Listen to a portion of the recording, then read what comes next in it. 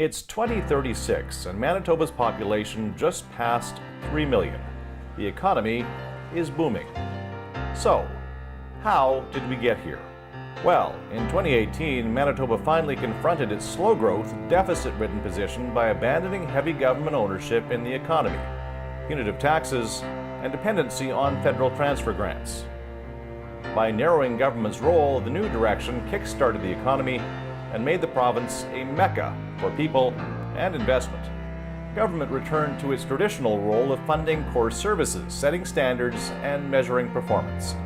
Government began to focus on outcomes rather than the process. By ending public monopolies and moving to a system of competing public and private providers, a transformed healthcare system became the province's largest export industry and a hotbed for research and value-added activity. With payment based on the volume of service instead of last year's budget, marginal facilities closed down or turned to other uses. Many were sold to former public employees and private companies, who converted them into specialized clinics. Public education similarly changed. Instead of a politicized cost center, it became a thriving economic driver. Quality control was assured by widespread testing and publicized results. Parent-teacher councils at schools replaced school boards. Individual schools and organizations negotiated their own contracts with teachers, and the profession prospered.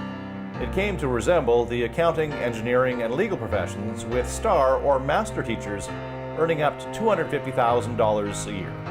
Efficiencies in these two areas helped pay for Manitoba's dramatic tax reductions, which made Manitoba Canada's most attractive place for investment and job creation. The top personal tax rate fell more than half, to a flat 8% from 17.4%, and corporate rates dropped to the same level. Payroll taxes simply disappeared.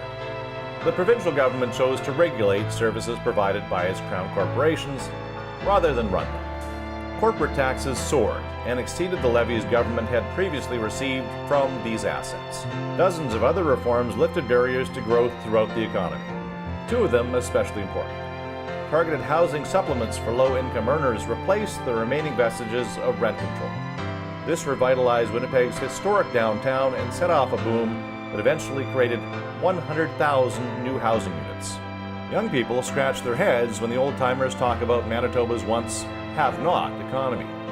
Does this sound too good to be true?